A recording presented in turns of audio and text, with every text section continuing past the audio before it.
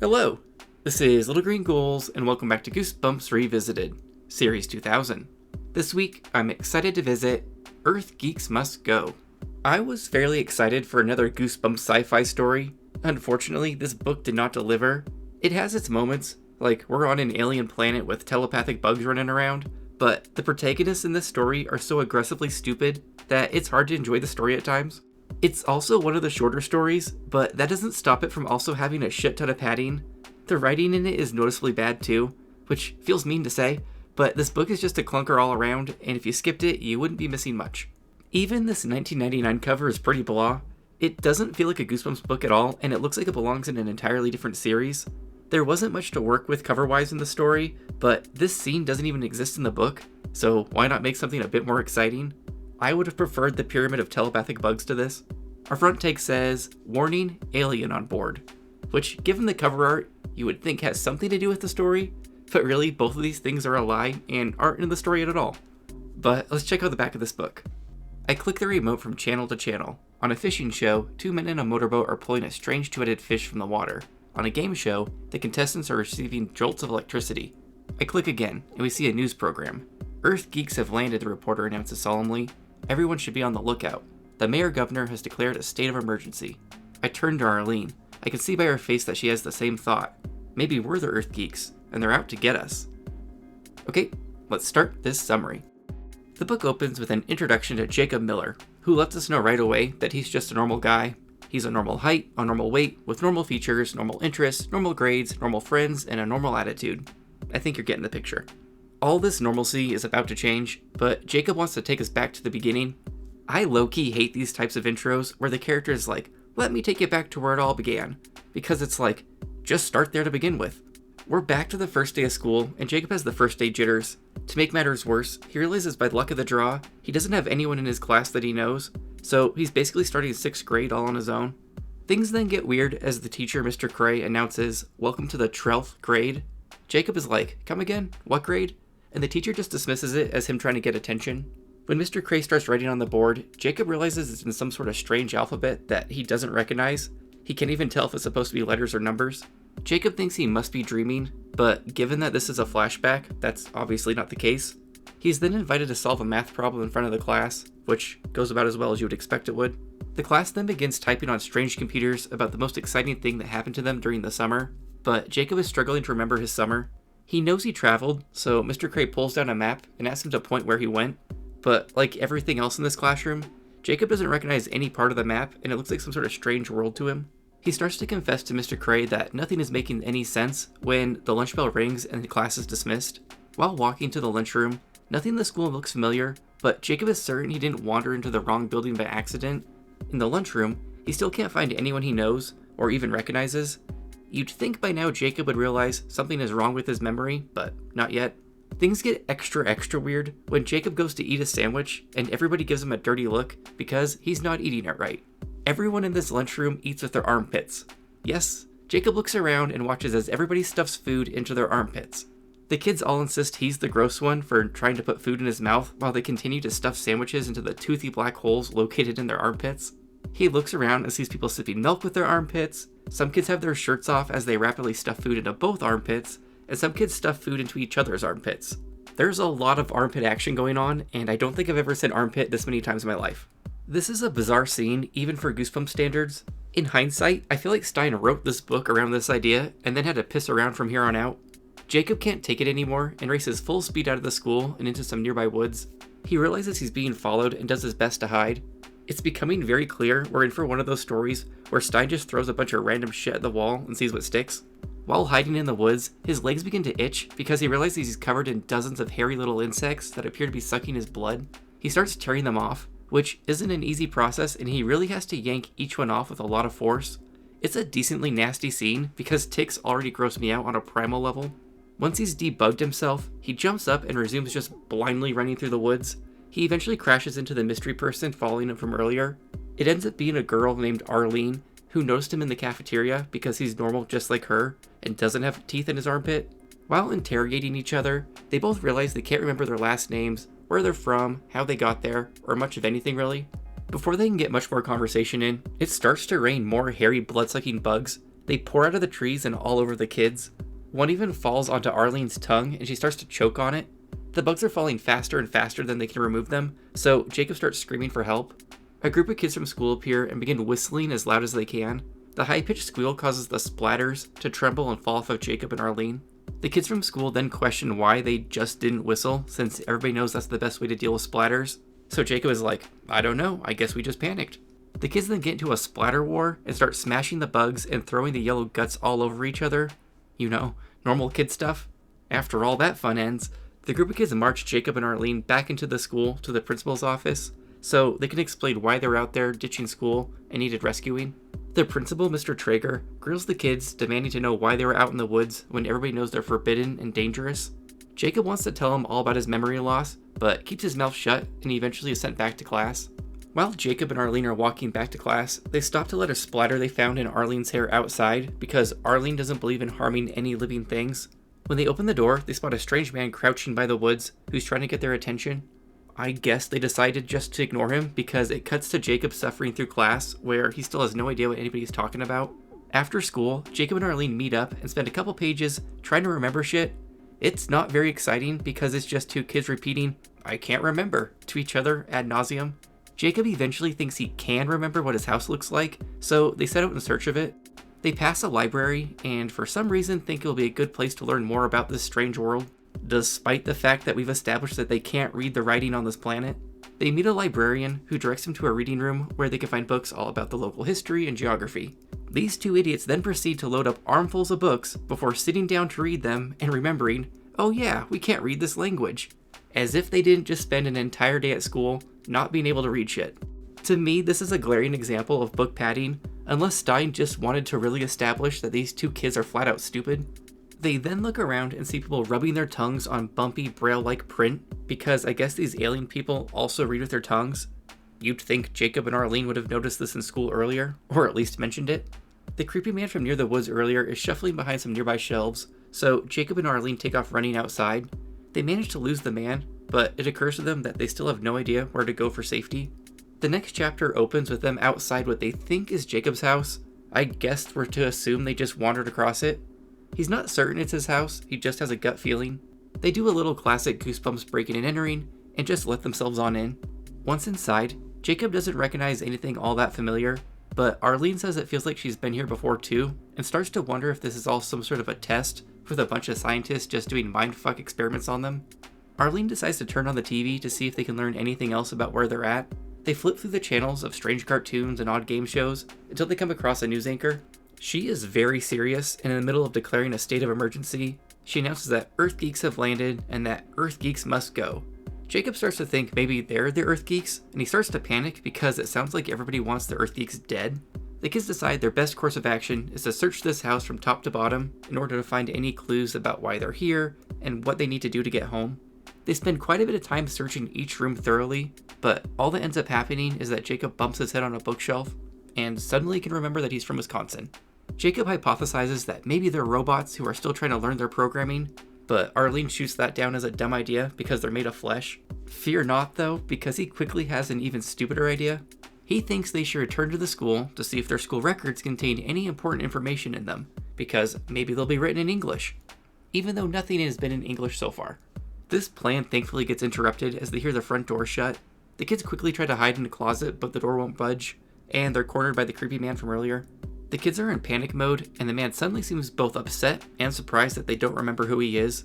We then get the reveal that this man is their father, so Jacob and Arlene are brother and sister.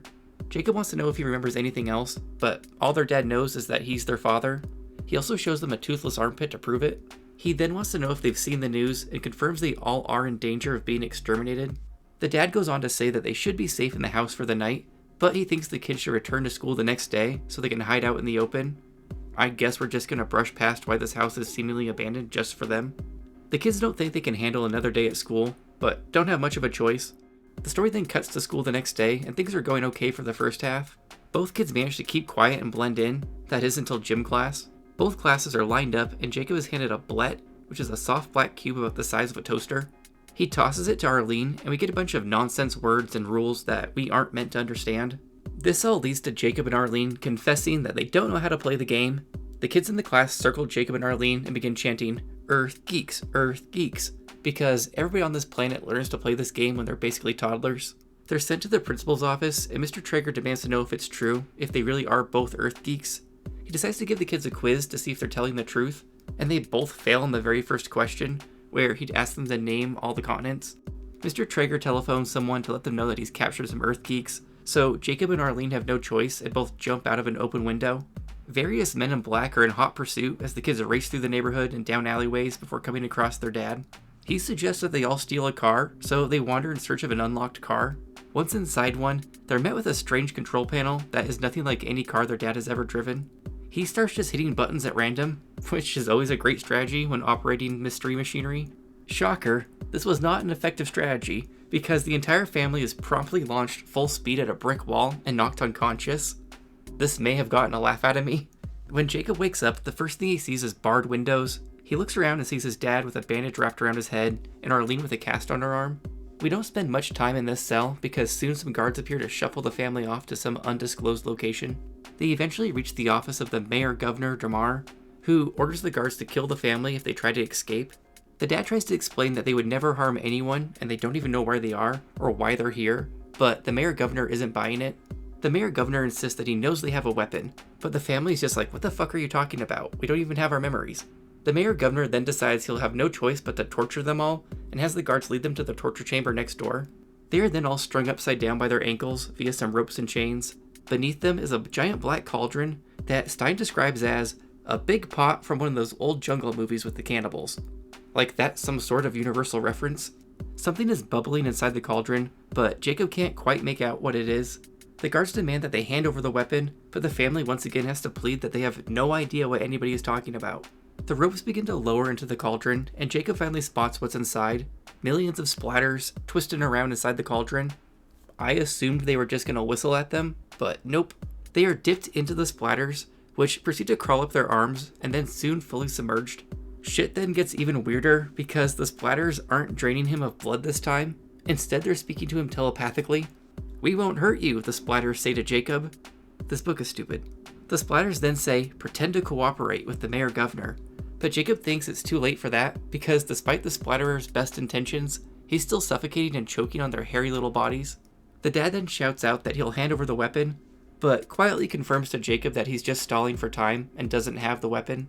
The cauldron is then poured onto the floor, and the Mayor-Governor marches over with his hand outstretched, demanding the dad hand it over this minute. Does the Mayor-Governor think the dad has it stuffed up his ass or something? Where the hell is he supposed to procure this weapon from instantly? The splatters have other plans though, and suddenly swarm the Mayor-Governor. I was assuming they were protecting this family because Arlene insisted on not squishing one of them earlier, but I was wrong, it's dumber than that. At first, it looks like the Mayor-Governor and the guards are going to be eaten by the splatters, but they manage to get to their feet and race out of the torture chamber. The splatters then swarm together to form a giant pyramid that begins speaking telepathically to the family once again. Their appointed leader, Grolf, informs them that they, the splatters, brought them here from Earth to help them overthrow these people. The splatters are the superior species in every single way, but because they look like bugs, they are squashed and treated terribly, so they installed a weapon of mass destruction in the dad's wristwatch, brought the family from Earth, and wiped their memories.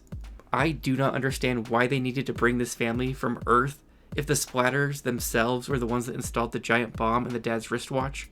Like, I've reread it a couple times, and it's just not logical in any way. Why wouldn't they plant the bomb directly? Also, why wouldn't these people confiscate the wristwatch immediately if they're looking for a hidden weapon? And why bring the whole family if only the dad has the bomb? And why did they all remember the same house? This book is just aggressively sloppy. Like, Stein had to have known this didn't make sense while he was writing it all down. Unless I'm getting it completely wrong, and then please correct me in the comments because I don't get it. The dad goes to hand over the wristwatch to the splatters when Jacob leaps into action. He snatches the wristwatch, smashes it against a wall, and then stomps on the pieces. He's lucky that didn't just set off the bomb and kill them all instantly. Not lucky for us though, because that means we have to keep reading. Smashing this watch also sets off an alarm inside the watch that is so loud and intense that it causes all the splatters to explode instantly. You'd think the splatters would have disabled this deadly alarm while installing a weapon of mass destruction, but I guess not. Why would I expect anything to make sense at this point? Anyways, the room is covered in yellow splatter guts, and the dad wants to know why Jacob destroyed the watch. Jacob goes on to say how he could hear Grolth's thoughts and how the Splatters planned to kill them too after they took over the planet. The family decides to try and sneak out, but are intercepted by the mayor-governor, except instead of trying to destroy them, he wants to throw them a party for saving the planet. The mayor-governor reveals that the Splatters had been bringing Earth geeks to the planet for ages with weapons planted on them, even though they had tried to make peace with the Splatters in the past. That's why they were so eager to find the Earth geeks so they could intercept yet another weapon. Jacob quickly points out that geeks is an insult on Earth, and the mayor-governor is like, my bad, it's a compliment here. I feel like I'm losing brain cells reading this book. We then have a 2-day celebration in a grand ballroom to honor the dad, Jacob and Arlene, but Jacob mysteriously points out that the worst is still yet to come, because remember, this is a fucking flashback. After 2 days of partying and drinking champagne via armpit, they decide to ask the mayor-governor if they can return to Earth, but bad news for them. The Splatters were the one with the space travel technology, so the family's going nowhere soon. The mayor-governor has, however, scheduled them an appointment with a surgeon to install food tubes into their armpits, so they won't feel like such outsiders. While heading towards the surgeons, one of the guards is like, wait, how about we take them to crazy old Phil? He's been experimenting with space travel. The mayor-governor is very against this idea, but is also like, whatever, your body, your choice. So they're off to see crazy old Phil. This book is embarrassing. It's also in the present tense, which Stein never uses, so maybe that's part of the reason it's just written poorly in a way that's hard to convey through summary alone. Within a page, they're at crazy old Phil's spaceship, and he promises the family that it's safe because he used the same blueprints as the Splatters when designing it. The families feel like they have no choice and hop aboard this spaceship that's been assembled in some dude's backyard. The next day, a crowd of thousands comes to wish them off.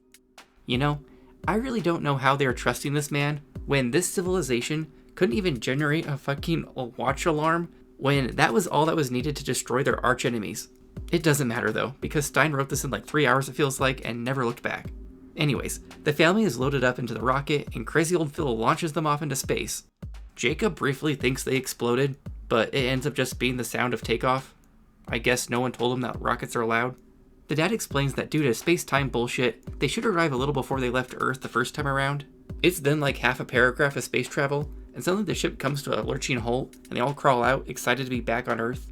Except, in a final page and completely predictable twist, Jacob spots some people on a nearby street and eagerly greets them, only for them to lift off their heads in response and reveal little purple lizard heads who happily ask if they're all from around here. So, that's how this one ends. They're on another planet that's slightly different from Earth. Wow, who saw that coming? What a garbage-ass book this was. Overall, I thought Earth Geeks Must Go was a big steaming pile of bullshit. I spent a good portion of this book just trying to go with the flow and enjoy it, but it just continued to roll downhill. The idea of these kids having their memories wiped and trying to navigate an alien planet was kind of fun, as were the armpit mouths, but the rest of the book just felt low effort with plot holes and lazy writing. At times it veered into just straight up bad writing, and it's not like my standards are all that high. Reading this book was an aggravating process. I'm going to give this one 1 out of 5 creeps. This book felt half-assed and like it didn't even want to be written. As far as the vomit count goes, people get nauseous in Earth Geeks Must Go, but no one actually vomits. This leaves the Series 2000 total at 15. Well, that's it for Earth Geeks Must Go. I think I've said enough about it. You all get that I hated it by now. Next week is our very last Series 2000 book with Ghost in the Mirror. I love the look of this cover, and I'm hopeful that Stein will be able to go out with a bang on this one. It won't be hard to top Monster Blood 4. Let me know in the comments what you thought of Earth Geeks Must Go. Did any of you out there like this one? How are you able to ignore the glaring plot holes? Would you let them install an eating tube in your armpit? Also, what did you think of my spacey horror clips? I struggled for fresh ideas on this one, so thank you to all the people that replied to my post. All I knew is that I wanted to include the movie Teeth after I read about teeth where there shouldn't be teeth. Anyways, as always, thanks again for watching and make sure you subscribe for the pride, the love,